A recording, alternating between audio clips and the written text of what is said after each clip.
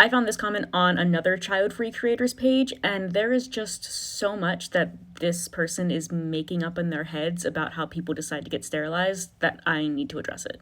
So first, yes, removing your fallopian tubes or doing any other kind of sterilization is a definitive move. That's kind of the point. Aside from not ever wanting kids, there are other reasons to remove your fallopian tubes. First, it lowers your risk of ovarian cancer. So if it runs in your family, it's probably smart to remove them at some point.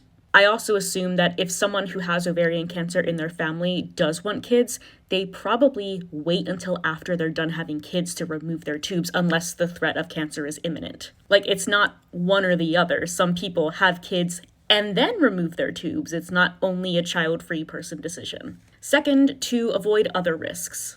I'm a child-free person, obviously, and I never planned on being sterilized. I had an IUD, and I was totally happy with the reality of changing it out every couple years or every decade. Then I got pregnant while still having an IUD. Previously, I had tried hormonal birth control. It really fucks with my mental health, so I couldn't use hormonal birth control. I could no longer use a copper IUD, so what other long-term solutions did I have? And my IUD pregnancy was ectopic. When you have one ectopic pregnancy, it significantly raises your chances of getting another one. And my first ectopic pregnancy was almost completely asymptomatic, so if it happened to me again, I might not even know it was happening until it was too late. So the realities of that really pushed me towards sterilization. Had I not gotten pregnant and were I not higher risk for an ectopic pregnancy, I would be totally fine using an IUD or whatever for the rest of my life.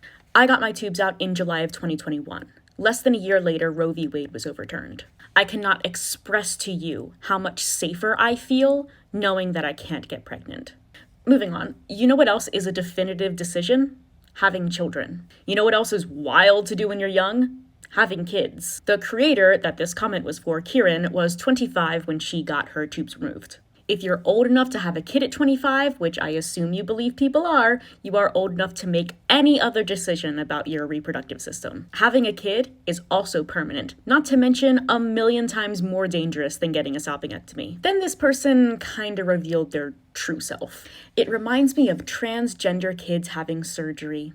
Transgender kids are not getting gender affirmation surgery. Surgeons will not do it until you are 18. The most a trans minor will get as far as medical treatment could be hormones or puberty blockers, which a lot of kids who aren't trans are also on for health reasons. If you remove access to puberty blockers, you're not just preventing a trans kid from putting off puberty for a little bit. You're also allowing a toddler with precocious puberty to keep getting a period.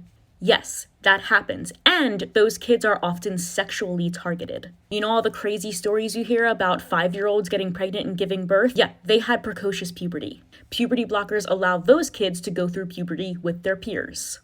You also cite the story of children identifying as cats.